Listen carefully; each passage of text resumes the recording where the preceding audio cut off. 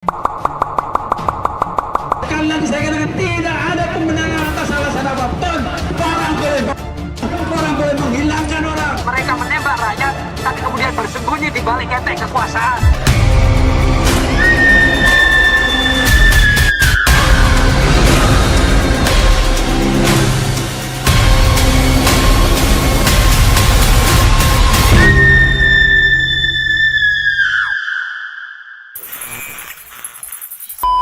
Indonesia negara hukum. Assalamualaikum.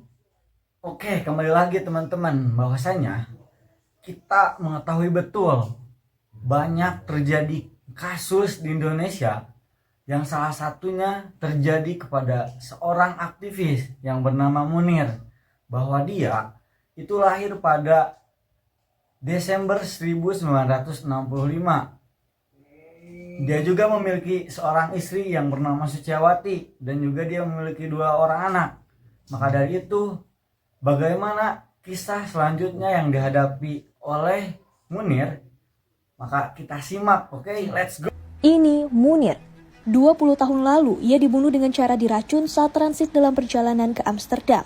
Selama itu pula kematiannya tak terungkap dan menjadi misteri. Penyebabnya, ketidakseriusan pemerintah. Munir ialah sosok terdepan dalam penegakan hak asasi manusia di Indonesia. Ia punya peran penting membongkar keterlibatan aparat keamanan dalam pelanggaran HAM di Aceh, Papua, dan Timor Leste, yang dulu dikenal Timor Timur.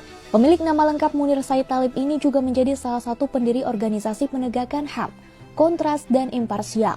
Kerja-kerja Munir sebagai aktivis HAM bikin ia akrab dengan banyak ancaman. Pada 2002, kantor Kontras diserang orang tak dikenal yang merampas dokumen berisi kasus pelanggaran HAM yang sedang dikerjakan Kontras. Agustus 2003, Munir mendapat teror bom yang meledak di pekarangan rumahnya. Puncaknya 7 September 2004, alias 20 tahun lalu. Munir meninggal di pesawat Garuda Indonesia dalam perjalanan ke Belanda untuk melanjutkan pendidikan pasca sarjananya soal hukum internasional dan HAM. Hasil otopsi membuktikan ada racun arsenik dalam tubuhnya. Racun itu diduga dimasukkan ke dalam minuman yang diminum Munir. Sejumlah orang sudah diadili.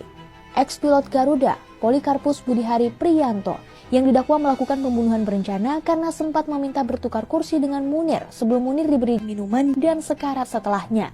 Ia divonis 14 tahun penjara, namun masa penahanannya cuma 8 tahun. Poli dinyatakan bebas bersyarat pada 2014 dan bebas murni pada Agustus 2018. Selain itu, ada ex-deputi 5 Badan Intelijen Negara, Muhdi Purwopranjono. Ini setelah tim pencari fakta atau TPF menemukan setidaknya ada 27 kali panggilan telepon dari Poli ke telepon genggam Muhdi. Namun, Pengadilan Negeri Jakarta Selatan pada 31 Desember 2008 menyatakan Muhdi bebas murni dari seluruh dakwaan dengan dalih seluruh dugaan dan bukti percakapan enggak bisa dijadikan bukti. Nama lain yang terseret ialah Indra Setiawan, ex-direktur utama Garuda Indonesia. Indra dituding sempat bertemu Poli di sebuah restoran sebelum kematian Munir. Pertemuan itu diduga membahas cara agar Poli bisa satu pesawat dengan Munir. Indra pun divonis 1 tahun penjara, lebih ringan dibanding tuntutan jaksa 1,5 tahun. Ada pula mantan sekretaris Chief Pilot Airbus Garuda, Rohainil Aini, yang didakwa ikut menyalahgunakan jabatannya untuk membantu Poli satu pesawat dengan Munir. Ya, meski sudah ada yang diadili, namun tak menyentuh aktor utamanya. Hingga kini, siapa otak di balik pembunuhan Munir masih gelap.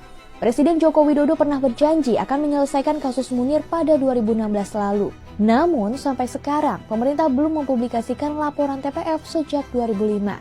FYI, kini Komnas HAM sudah membentuk tim ad hoc untuk menyelidiki dugaan pelanggaran HAM berat dalam kasus Munir. Desember 2023, Komnas HAM mengaku lagi melakukan profiling terhadap 56 orang saksi.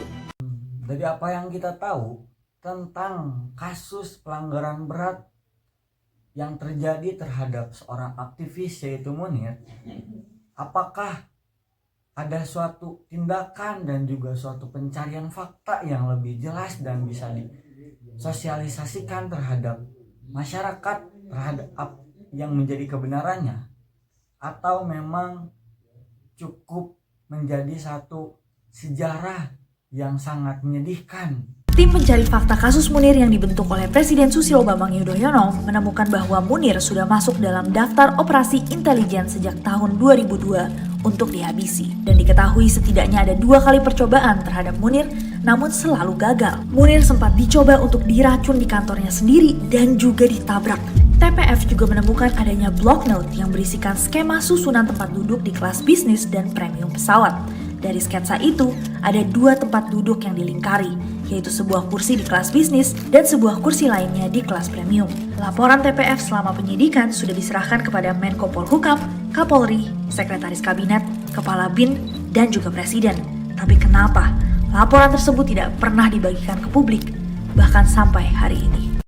Oke, teman-teman semuanya, setelah kita mengetahui dan juga setelah kita menyimak terkait kasus daripada seorang tokoh aktivis yang bernama Munir ini, yang mana dia mengalami suatu korban daripada kekerasan hak asasi manusia, bahkan Munir ini sampai tewas, maka ada suatu bentuk analisis dan juga suatu bentuk peninjauan terkait prinsip-prinsip daripada UDHR atau singkatan daripada Universal Declaration of Human Rights, yang artinya bahwa dalam pasal 3 UDHR menjelaskan isi pokoknya terkait dengan setiap manusia ataupun setiap orang berhak atas hidup, kebebasan dan juga keselamatan individunya.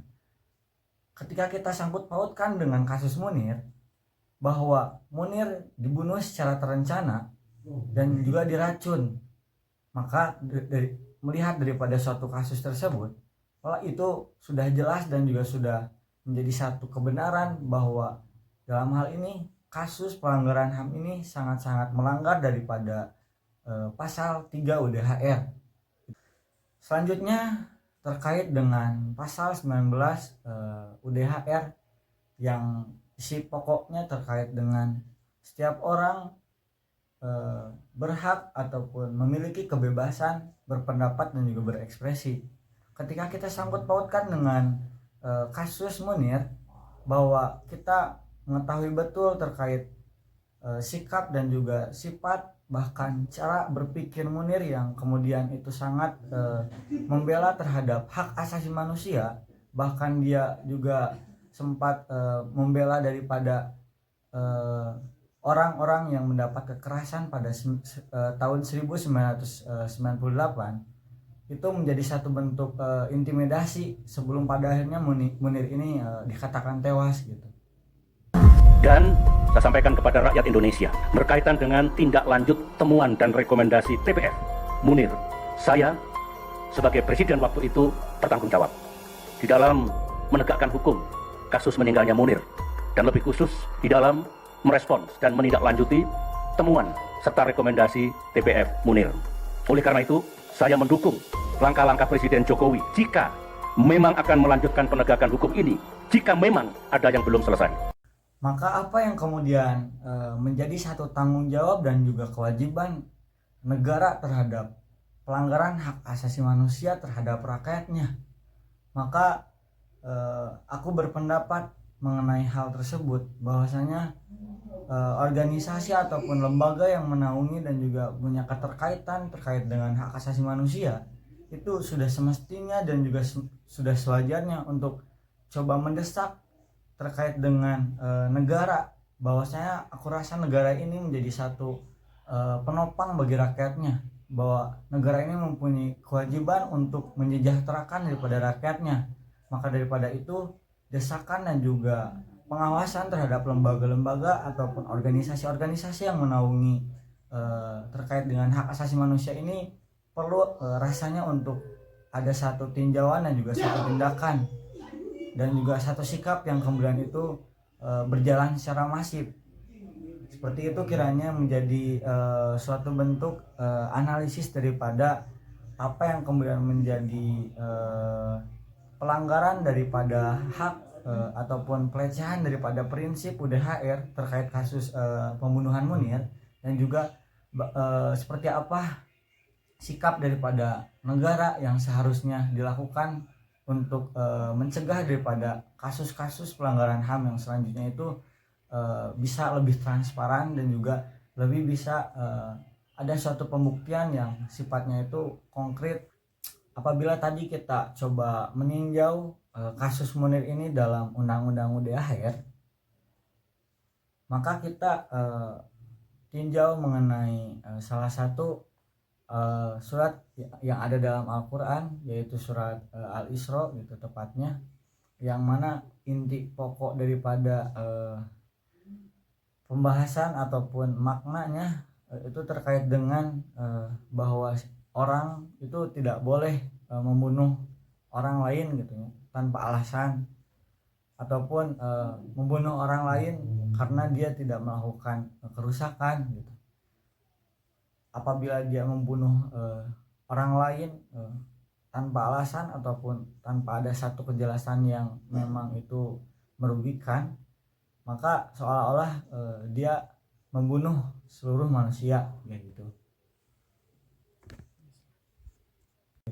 Nah, selanjutnya dikatakan juga dalam hadis riwayat Abu Daud yang mana menjelaskan terkait dengan barang siapa atau siapa orang yang dia membela haknya sampai dia meninggal gitu, maka dia mati syahid gitu. Nah, selanjutnya apabila kita tinjau melalui maqasid syariah, bahwasanya Islam sangat menekankan terhadap prinsip hifdun nafs gitu, dan juga hifdul akal, yang artinya bahwa Islam mempunyai satu prinsip al-hurriyah gitu, prinsip kemerdekaan bagi setiap orangnya untuk kebebasan berpendapat, kebebasan berpikir, dan juga kebebasan untuk mengemukakan apa yang kemudian menjadi ketidakadilan gitu. Nah, dan juga dalam prinsip maqasid syariah ini hifdun nafs gitu nih, sangat-sangat menjadi bagian paling fundamental daripada tubuh negara, yang artinya negara ini harus mampu menjaga tubuh ataupun badan daripada setiap manusianya gitu, tanpa adanya satu kekerasan ataupun intimidasi sekalipun. Untuk selanjutnya, apakah memang terkait dengan kasus pembunuhan Munir ini ada beberapa faktor yang menjadikan kasus Munir ini terjadi, entah itu faktor politik ataupun misalkan sosial budaya dan lain sebagainya? Maka aku rasa tentu ada faktor yang menjadi keberhasilan daripada pembunuhan Munir secara berencana melalui diracun. Pertama, dalam faktor politik, bahwa Munir yang kita kenal itu sebagai seseorang yang kemudian lantang untuk berbicara mengenai kebenaran dan juga kritis atas upaya menindaklanjuti kerja-kerja pemerintahan. Artinya bahwa dalam upaya politik ini ataupun faktor politik ini, Munir sempat diperingati dan juga sempat pula diintimidasi sebelum menjelang pemilihan Presiden Susilo Bambang Yudhoyono. Selanjutnya yang menjadi salah satu faktor daripada pembunuhan Munir ini yakni dengan budaya dan juga sosial, yang artinya bahwa dalam budaya dan sosial yang hadir di ruang lingkup masyarakat pada saat itu, dan juga bisa saja pada saat ini, bahwa cenderung melihat daripada kerja-kerja daripada pemerintahan itu lemah ataupun ya acuh tak acuh gitu, dan juga cenderung menjadikan suatu orang itu menjadi idola, maka artinya menjadi penghalang upaya manusia untuk kritis terhadap kerja-kerja ataupun kinerja daripada pemerintah yang berakibat pada penyalahgunaan kekuasaan. Maka tentu menjadi satu refleksi bagi kita semua mengenai faktor tersebut gitu ya, bahwa tentu ada satu dampak bagi masyarakat maupun bagi negara terkait kasus Munir ini yang aku rasa ini begitu kompleks. Maka selanjutnya, apabila kasus hak asasi manusia yang terjadi pada Munir pada khususnya dan juga terjadi pada orang-orang yang tertindas, maka menurut perspektif Al-Quran dalam surat Al-Maidah yang isi pokoknya mengenai bahwa ketika seseorang membunuh seseorang lainnya itu bukan atas dasar kesalahan, kerusakan ataupun tanpa alasan, maka seolah-olah dia membunuh seluruh manusia gitu. Nah selanjutnya dikatakan juga dalam hadis riwayat Abu Daud yang mana menjelaskan terkait dengan barang siapa atau siapa orang yang dia membela haknya sampai dia meninggal gitu, maka dia mati syahid gitu. Nah selanjutnya apabila kita tinjau melalui maqasid syariah, bahwasanya Islam sangat menekankan terhadap prinsip hifdun nafs gitu, dan juga hifdul akal, yang artinya bahwa Islam mempunyai satu prinsip al-hurriyah gitu, prinsip kemerdekaan bagi setiap orangnya untuk kebebasan berpendapat, kebebasan berpikir, dan juga kebebasan untuk mengemukakan apa yang kemudian menjadi tidak ketidakadilan gitu. Nah dan juga dalam prinsip maqasid syariah ini hifdun nafs gitu ya, sangat-sangat menjadi bagian paling fundamental daripada tubuh negara, yang artinya negara ini harus mampu menjaga tubuh ataupun badan daripada setiap manusianya gitu, tanpa adanya satu kekerasan ataupun intimidasi sekalipun.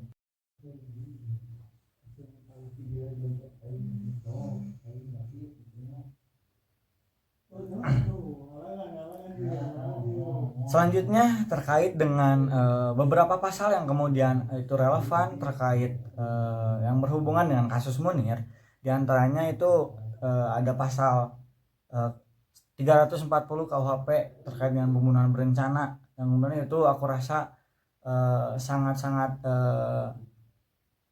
ada pelecehan terkait pasal tersebut yang berkenaan dengan kasus Munir, dan juga beberapa pasal lainnya yang kemudian itu menyebutkan hak hidup, yang artinya ketika pasal itu menjamin atas keberlangsungan hidup dan juga hak hidup. Dalam kasus Munir ini dia tidak mendapatkan ataupun negara gagal untuk menjamin atas kehidupan Munir, bahwa dalam suatu prinsip daripada lembaga yang itu bisa dikatakan besar dan berkaitan dengan hak asasi manusia juga, bahwa prinsip tersebut mengatakan bahwa seorang pembela hak asasi manusia itu harus dilindungi, dan negara Indonesia itu tidak mampu untuk melindungi seorang tokoh aktivis hak asasi manusia gitu. Nah selanjutnya mengenai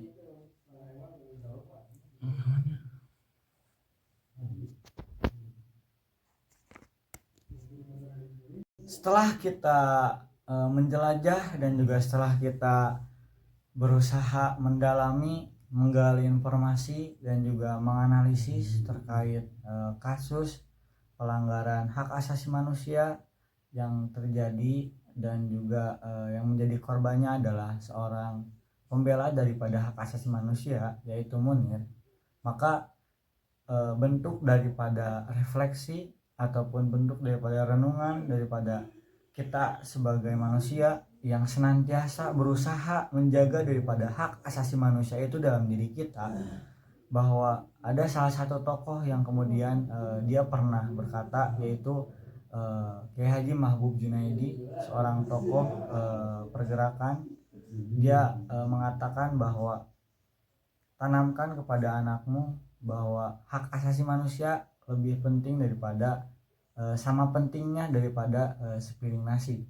Dan juga aku rasa mengenai hak asasi manusia ini menjadi salah satu bentuk daripada kesadaran diri, dan juga perlu untuk diperjuangkan, dan juga perlu untuk disadari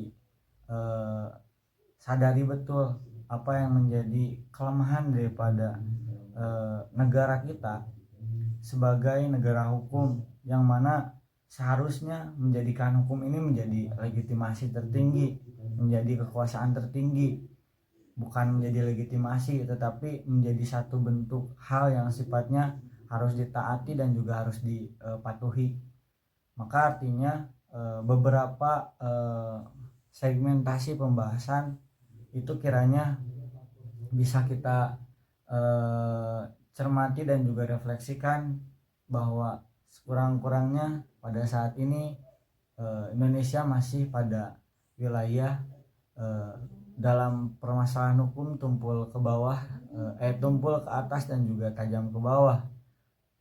Ketika kita mampu untuk menyuarakan ketidakadilan, terkadang kita dibungkam gitu. Maka bentuk refleksi dari beberapa pembahasan kiranya segitu. Teman-teman jangan lupa subscribe ya, like and comment apa yang jadi kekurangan dan juga apa yang jadi kesalahan itu dikoreksi gitu ya. Oke, dadah guys, love you.